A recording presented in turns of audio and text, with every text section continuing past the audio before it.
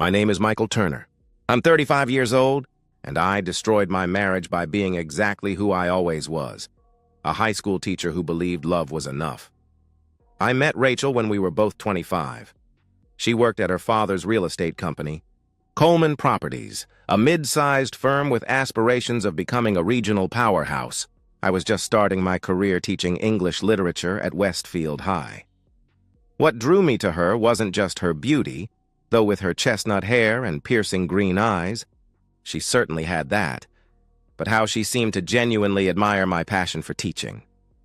"I love how you talk about books," she told me on our third date, her eyes shining. "It's like you're opening doors to new worlds. Those early years were magical. We'd take modest weekend trips to nearby coastal towns, cooking together in the small kitchen of our apartment, dreaming about the future as we shared wine on our tiny balcony. When I proposed after 18 months, her yes felt like the beginning of everything I'd ever wanted. But Richard Coleman was the poison in our garden from day one. A self-made man who'd built his business through relentless ambition, he viewed my profession with poorly disguised contempt. "Still grading papers, Michael?" He'd ask at family dinners, swirling expensive scotch in crystal tumblers I could never afford. "When are you going to get a real job?" Rachel would laugh nervously and change the subject. In the beginning, she'd defend me later, in private. "Dad just doesn't understand that not everyone measures success the same way," she would reassure me. But I noticed as time went on, those defenses became less frequent, less passionate. The comments became more pointed, more frequent. "A man should be able to provide better than this," Richard would say, gesturing dismissively at our modest apartment when he visited, at our second-hand furniture, at my 10-year-old sedan. The real damage happened slowly, imperceptibly. Like water wearing away stone, Richard's poison seeped into Rachel's perception of me. She began making small comments about our financial limitations, a sigh when looking at our aging couch, casual mentions of friends whose husbands bought them expensive jewelry for birthdays, suggestions that I should consider my options career-wise. "Teaching is my calling, Rachel," I'd remind her. "We agreed on this life together." "I know," she'd respond. "I understand." But her tone grew colder each time, her eyes more distant. I should have seen it coming. Maybe I did, but couldn't admit it to myself. The woman who once loved discussing classroom breakthroughs with me now changed the subject when I talked about my students. The woman who once said my passion was what she loved most about me now looked at that same passion with something approaching disdain. Then came the night I overheard her on the phone with her father. I'd come home early, a rare canceled faculty meeting giving me an unexpected free hour. "I know, Dad," she was saying, her voice low. "You were right about him from the beginning. He's just content with so little. I thought I could live with that, but—" The conversation ended when she noticed me in the doorway. She didn't apologize or explain. Instead, she looked at me with something worse than anger, pity, as if I were a disappointing child who couldn't grasp a simple concept. That night, Rachel turned away from me in bed and whispered, "We need to talk soon," leaving me staring at the ceiling, knowing my world was about to shatter. The conversation came 3 days later. 3 days of Rachel avoiding my eyes, of meaningless small talk, of tension thick enough to choke on. When she finally sat across from me at our kitchen table, the same table, where we'd shared countless meals and dreams, her face had a stone-cold finality that turned my stomach to ice. "My father was right about you." "Michael," she said, her voice clinical, detached, "you're not good enough for me. I shouldn't have married down?" I stared at her, unable to process the words coming from the same lips that had once whispered love against my skin. Had I misheard? Was this some cruel joke? "What are you talking about?" I finally managed, my voice barely audible. Rachel leaned forward, her eyes clear and cold. "Look at us. Look at our life. I'm 32 years old and this is it? This tiny apartment, your tiny paycheck, your tiny ambitions? You once loved my passion for teaching," I said, still struggling to reconcile this stranger with the woman I'd married. She laughed, a brittle, bitter sound that bore no resemblance to the warm laughter I'd fallen in love with. "I thought it was charming when I was younger. Now it just looks like giving up," she responded harshly. I felt heat rising in my chest, anger mixing with disbelief. "Giving up? I changed lives in that classroom. Just last week, Eric Thompson told me, I don't care what some underachieving teenager told you, she cut me off. I care about the fact that I'm married to a man who will never be more than he is right now. Never earn more, never achieve more, never give me the life I deserve. I sat in stunned silence, watching 7 years of marriage disintegrate before my eyes. There's someone I want you to meet, she continued, her tone shifting to something almost excited. David Ross. He's an investment banker, recently divorced, everything you're not. Rich, successful, sophisticated. Dad arranged for us to have coffee. The numbness gave way to white-hot rage. You're telling me you've been seeing someone else? That your father set you up? I demanded, my hands gripping the edge of the table. If you don't like it, that's too bad, Rachel said, standing to emphasize her next point. I own this house. It was my down payment, remember? You'll get nothing in a divorce. The threat hung in the air between us. But instead of feeling intimidated, I felt oddly disconnected, as if watching a poorly written drama unfold on television. So that's it? I asked quietly. 7 years together and you're trading me in for a wealthier model? Rachel walked to the hallway mirror and began applying lipstick, preparing for her date with David, I realized, with a sickening jolt. She wore a deep blue dress I'd bought her for our anniversary last year. He's everything you're not, she said, checking her reflection. This is what I should have had from the beginning. I made one last desperate appeal. Rachel, think about what you're doing. Remember our trip to Carmel? How we talked about starting a family? All our plans. Our history is the problem, Michael, she interrupted, her voice sharp as broken glass. It's a history of settling, of accepting less, of being satisfied with mediocrity. I'm done settling. She grabbed her purse and keys, pausing at the door for her final blow. Don't wait up. I might be very late, she announced with a cold smile. The door closed behind her with a quiet click that somehow sounded more final than a slam would have.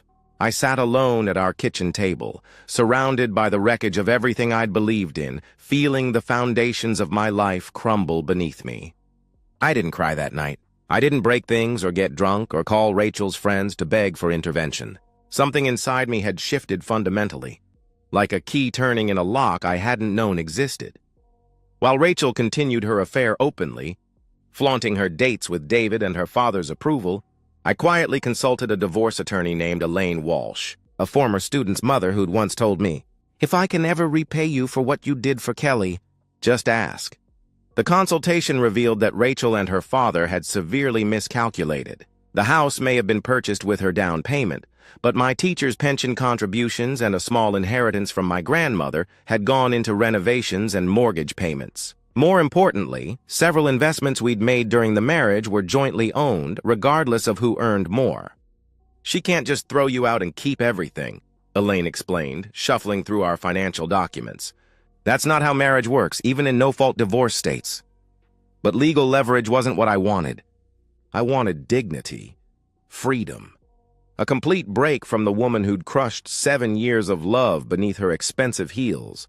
Instead of fighting dirty or seeking revenge, I simply began living as if our marriage was already over. I applied for a position at Whitmore Academy, a prestigious private school known for its innovative curriculum. I enrolled in a master's program for educational leadership at State University. I started writing a book about teaching. Methods I'd developed over the years, ideas Rachel had once found fascinating but had eventually dismissed as academic nonsense. On a Tuesday, when Rachel was scheduled for dinner with David and her father, I methodically packed my belongings.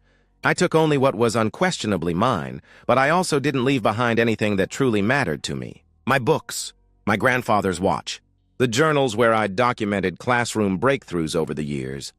As I removed our wedding photos from the wall, a profound sadness washed over me, not for losing Rachel, but for realizing how completely I'd misunderstood who she really was. Had she always been this person, or had Richard's influence transformed her?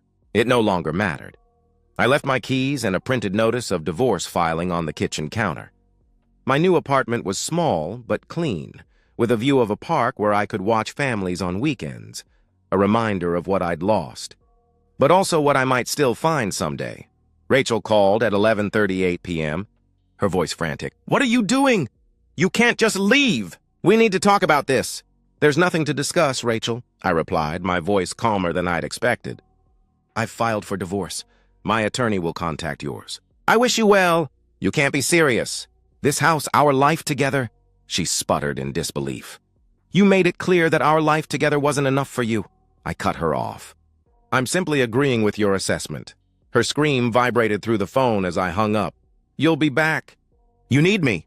But even as she raged, we both knew she had already lost something irreplaceable. 3 years can change everything. I was now department head at Whitmore Academy, where my innovative teaching methods had earned recognition from both colleagues and parents. My book, Teaching Tomorrow, Innovation in the Classroom, had won the National Educators Award and was being used in university education programs.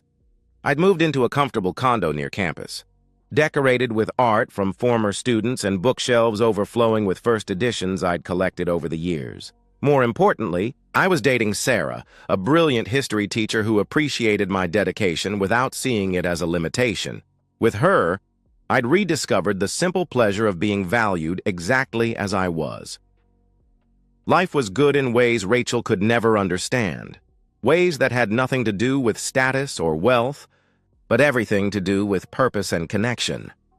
I was grading papers at Cornerstone Coffee, my regular Saturday morning spot, when I noticed a woman at a corner table hunched over a laptop. Something about her posture, a specific way of tucking hair behind her ear, triggered a flash of recognition that sent a jolt through my body. When she looked up, my breath caught. Rachel, but barely recognizable. She'd lost significant weight. Her once glossy hair now dull and poorly maintained. Dark circles shadowed her eyes, and there were fading bruises on her wrists that makeup couldn't completely hide. Her clothing was nondescript, nothing like the designer labels she'd once considered essential. When our eyes met, her composure crumbled completely. Michael. Oh God, Michael, she gasped, her voice cracking as she approached my table, clutching her laptop like a shield. I didn't know you came here. I've been coming here for years, I said, my tone neutral. What happened to you, Rachel? She collapsed into the chair across from me, tears already forming. Everything happened, she whispered, her hands trembling. The story poured out in broken, desperate fragments. David Ross, the perfect man her father had chosen, turned out to be a monster behind closed doors.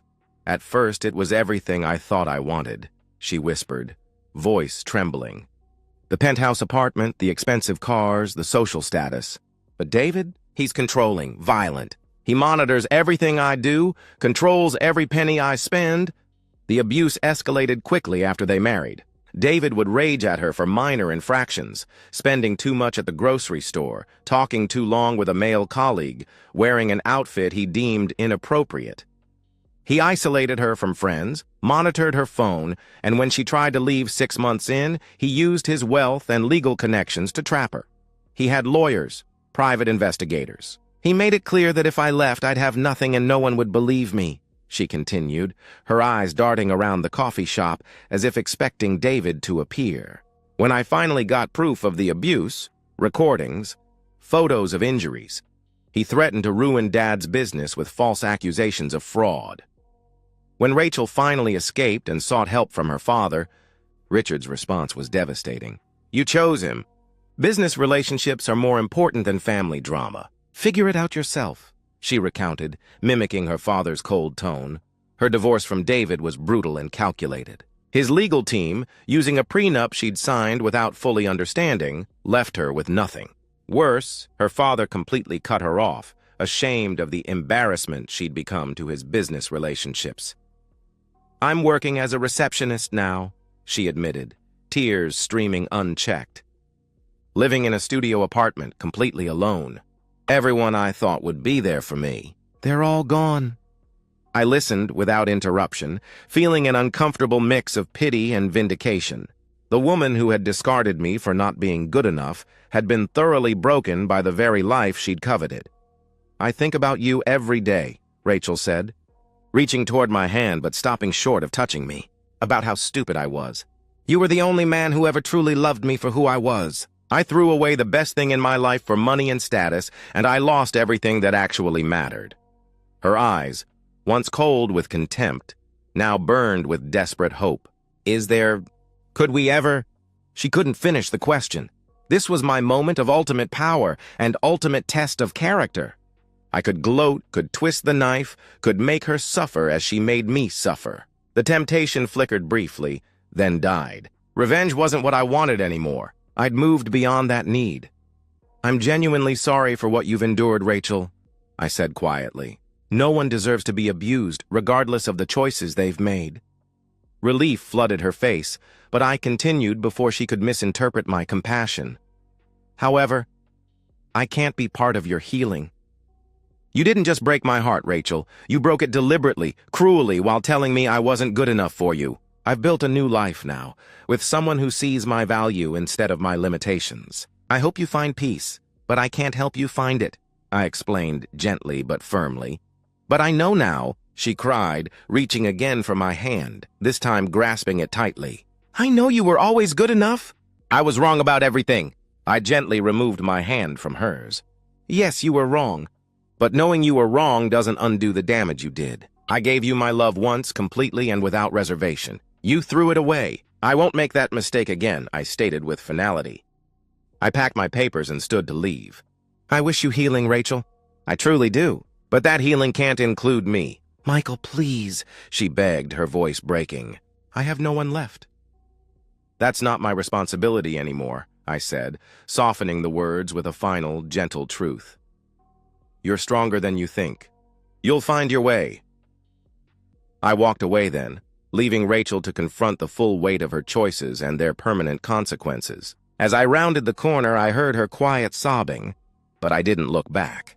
The past was finally truly behind me. 6 months after the coffee shop encounter, an envelope arrived at my office at Whitmore Academy. No return address, just my name in handwriting I still recognized instantly. Inside was a single page, the paper high quality but the penmanship shaky.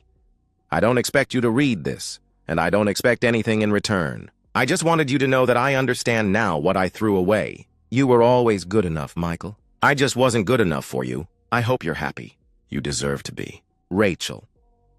That evening, I showed the letter to Sarah as we prepared dinner in the kitchen of the house we now shared. She read it silently, her expressive face revealing more than words could. "Are you okay?" she asked, handing it back. "Yes," I answered, surprised to find it was completely true. "It's a closed chapter now." Sarah nodded, understanding without needing further explanation. "She's right about one thing. You do deserve to be happy," she affirmed, squeezing my hand gently. We didn't discuss Rachel again that night. There was no need to. Sarah knew the whole story, and her certainty that Rachel's recognition of her mistakes didn't entitle her to forgiveness or a second chance was one of the many reasons I loved her.